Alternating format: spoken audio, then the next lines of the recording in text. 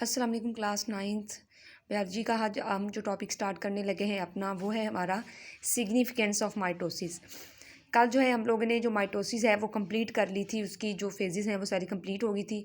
अब आज हमने सिग्निफिकेंस पढ़नी है। सिग्निफिकेंस क्या होती है? इम्पोर्टेंस या अहमियत, यानी माइटोसिस की लिविंग ऑर्गेनिज्म के अंदर क्या अहमियत है, क्यों होना ये ज़रूरी है और किन किन जगहों पर ये हो जाती है, वो हम सारा इसमें पढ़ेंगे। कहते हैं इंपॉर्टेंस ऑफ माइटोसिस, माइटोसिस की अहमियत is the maintenance of chromosomal set. Mitosis की अहमियत का अंदाज़ा इससे लगाया सकता है कि इसकी वजह से क्रोमोसोम की जो होती है तादाद होती है वो मेंटेन रहती है। कैसे मेंटेन रहती है कि मतलब जितने नंबर पेरेंट्स सेल में होते हैं नंबर ऑफ क्रोमोसोम उतने ही आते हैं आगे किसमें, डॉटर सेल में। क्योंकि हमने जब इसकी डेफिनेशन पढ़ी थी तो हमने पढ़ा था the type of division in which the number of in which two daughter cell are produce with same number of chromosome as were in the parent cell. यानी ऐसे दो डॉटर सेल पैदा होते हैं जिनके अंदर नंबर ऑफ क्रोमोसोम उतने ही होते हैं जितने के पेरेंट सेल के अंदर थे। फॉर एग्जांपल ये अगर उस दिन भी आपको बताया था कि 46 क्रोमोसोम पेरेंट सेल है, जो आगे दो डॉटर सेल प्रोड्यूस हुए उनके अंदर भी नंबर ऑफ क्रोमोसोम कितने आए हैं, 46। तो ये होगी जो है क्रोमोसोम की जो तादाद थी वो मेंटेन हो गई है। तो जो मेंटेन क्रोमोसोम की तादाद करने के लिए जो डिवीजन होगी वो माइटोसिस ही होनी है। इसी की वजह से जो है डिवीजन जो है मेंटेन रह जाती है। तो अगर किसी जगह हमने नंबर ऑफ क्रोमोसोम की तादाद जो है मेंटेन रखनी है उन सेल में, तो हमें वहाँ पर डिवीजन कौन सी चाहिए होगी, माइटोसिस चाहिए होगी। अब वो कहते हैं दीज आर द ऑक्सीजन, ये मुख्तलिफ जो हैं ऑक्सीजन होते हैं जहाँ पे लिविंग ऑर्गेनिज्म की बॉडी के अंदर माइटोसिस हो रही होती है। कौन कौन से हैं देखें ज़रा, हमारी किन किन जगहों पे या किन किन जो है हमारे कौन कौन से स्टेप्स होते हैं या हमारी ग्रोथ के दौरान, हमारी डेवलपमेंट के दौरान जहाँ पे माइटोसिस होती है। नंबर 1 पे डेवलपमेंट एंड ग्रोथ है। नंबर 2 पे सेल रिप्लेसमेंट। रिप्लेसमेंट क्या, यानी एक सेल है उसकी जगह दूसरा सेल जो आके उसकी जगह ले लेता है नया सेल कोई, वो। रीजनरेशन, दोबारा बनाना। Sexual reproduction. इन चार चीज़ों में हम पढ़ेंगे कि माइटोसिस होती है कैसे अपना रोल प्ले करती है। डेवलपमेंट की बात करें एंड ग्रोथ की, डेवलपमेंट एंड ग्रोथ दो टर्म्स हैं। देखिए डेवलपमेंट का मतलब होता है बढ़ना, यानी फॉर्मेशन ऑफ बॉडी पार्ट्स। तो जब आपके बॉडी पार्ट्स बनते हैं, बन रहे होते हैं या बनते हैं, उसको बोलते हैं डेवलपमेंट। और ग्रोथ क्या है, बढ़ना, यानी वही बॉडी पार्ट जब उनका साइज इंक्रीज हो रहा है तो वो क्या होगी आपकी, उसको हम क्या बोलेंगे, ग्रोथ बोलेंगे। For example inside the mother body बात करें हम, तो हमारी डेवलपमेंट होती है, बॉडी के सारे पार्ट्स बन जाते हैं। ठीक है, हम हार्ट की बात करें, लंग्स की बात करें, आइज़, जो भी चीज़ें हैं ये इनसाइड द मदर बॉडी जब होते हैं आप लोग तब बनती हैं। कोई भी चीज़ बाहर तो आके नहीं बनती ना, कि आप लोगों की अगर नाक है तो इनसाइड द बॉडी बनी, जब पैदा हो गए तो आंखें बनी, ऐसा नहीं कुछ होता। सारे बॉडी पार्ट जो डेवलपमेंट होती है इनसाइड द मदर बॉडी होगी। और जब प्रोड्यूस हो जाते हैं, जब बच्चे पैदा हो जाएंगे, बेबीज़ पैदा होते हैं, तब क्या होता है, उनकी ग्रोथ होती है। मतलब आप पैदा होते छोटे थे, फिर जैसे आप आहिस्ता आहिस्ता बढ़ते गए, ठीक है, तो उनकी क्या होती गई, ग्रोथ होती गई। तो ग्रोथ जो ज़्यादातर है वो जो आफ्टर प्रोडक्शन होगी। लेकिन अगर हम डेवलपमेंट की बात करें तो वो होती है inside the mother body. Growth भी हो रही होती है लेकिन development inside the mother body ही होगी। अब हम एक सिंगल जाइगोट होता है, उस जाइगोट से पूरे बॉडी पार्ट्स और पूरा जो ऑर्गेनिज्म बनता है, तो वो किससे बनता है, माइटोसिस से। क्योंकि इंक्रीज साइज कैसे होगा, सेल के बढ़ने से, डिवीजन से, माइटोसिस से।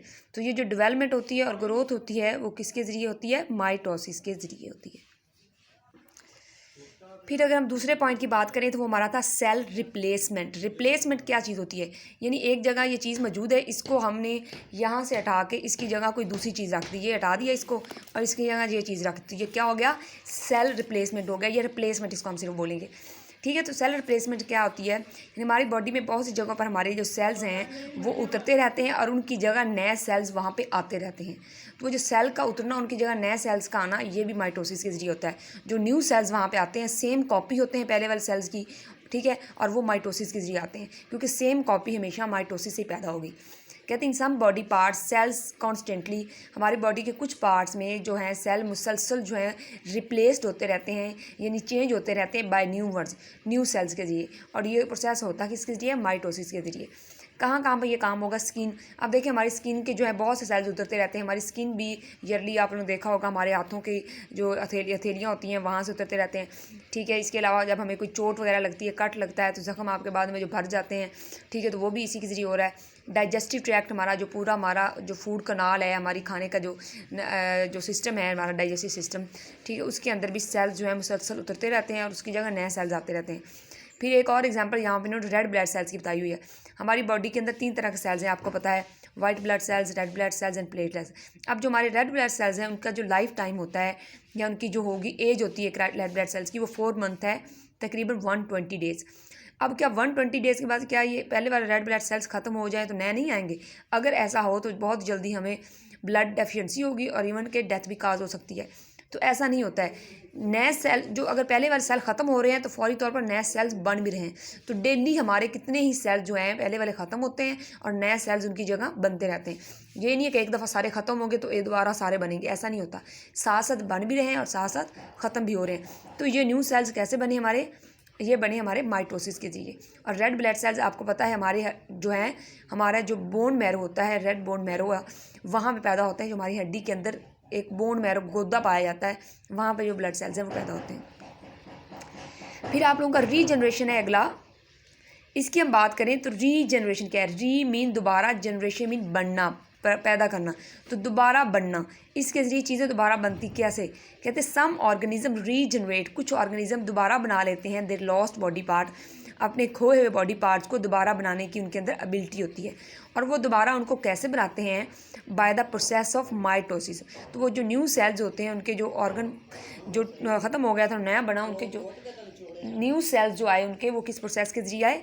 माइटोसिस से। इसमें एग्जांपल उन्होंने स्टार फिश की बताई है। स्टार फिश देखिए, सी स्टार आप लोगों ने देखी उसके जो है इस तरह बाजू होते हैं 5, तो वो क्या करती है,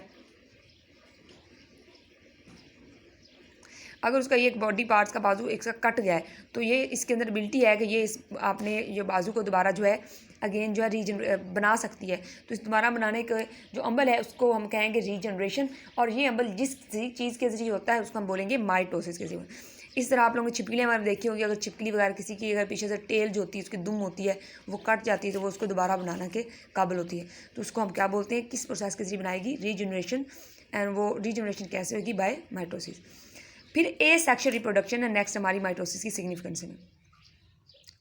ए सेक्शुअल रिप्रोडक्शन एक ऐसी रिप्रोडक्शन होती है जिसमें एक ही ऑर्गेनिज्म से जो यानी एक ही चीज़ है उससे दोबारा नया सेल बन के नया ऑर्गेनिज्म बन गया, ठीक है, और सेम कॉपी बनती है सेल्स की या ऑर्गेनिज्म की, कि जैसा ऑर्गेनिज्म है, एक ऑर्गेनिज्म है, अगर वो ए सेक्शुअल रिप्रोडक्शन के जरिए बन रहा है ना तो बिल्कुल वैसा होगा, आइडेंटिकल हू बहू कॉपी होगा अपने पेरेंट के।